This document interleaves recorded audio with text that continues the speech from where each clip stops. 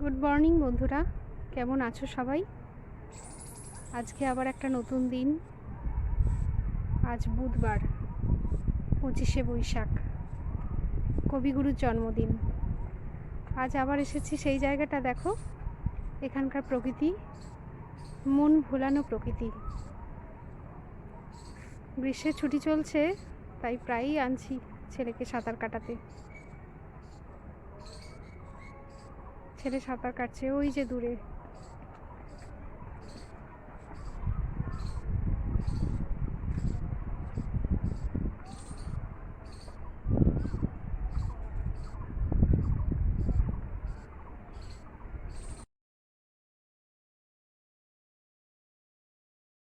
নমস্কার। রবীন্দ্রনাথ, অলোক চট্টোপাধ্যায়।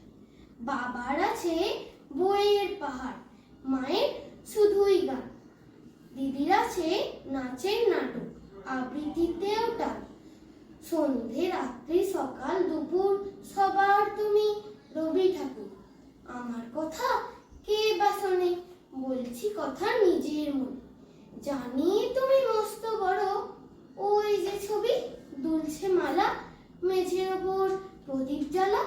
জন্মদিনে তোমায় বলি, ওই যে আমার বইয়ের থলি, ওরই মধ্যে সহজ পাঠ, পড়েছি তার 4টি ছড়া। স্কুলেতে দেয় যেমন পড়া, ছড়ার মধ্যে সেই যে লেখা, হারিয়ে পাওয়া আলো তীরে, নাচায় ডালে ফিরে ফিরে, ঝুমকো ফুলের লতা। কেউ দেবে না বুঝিয়ে আমায়, ব্যস্ত সবাই তোমায় জানাই। কাঁচের বাধা সরিয়ে ফেলো, আমার দিকে চোখটি মেলো রবি ঠাকুর। স্বপ্নে তুমি এসো, ঝুমকো লতার আলোর নাচন, বুঝিয়ে দিও তোমার মতন। রবি ঠাকুর, আমায় তুমি একটু ভালোবেসো। নমস্কার। বিশ্বকবি রবীন্দ্রনাথ ঠাকুরের লেখা ছোট গল্প।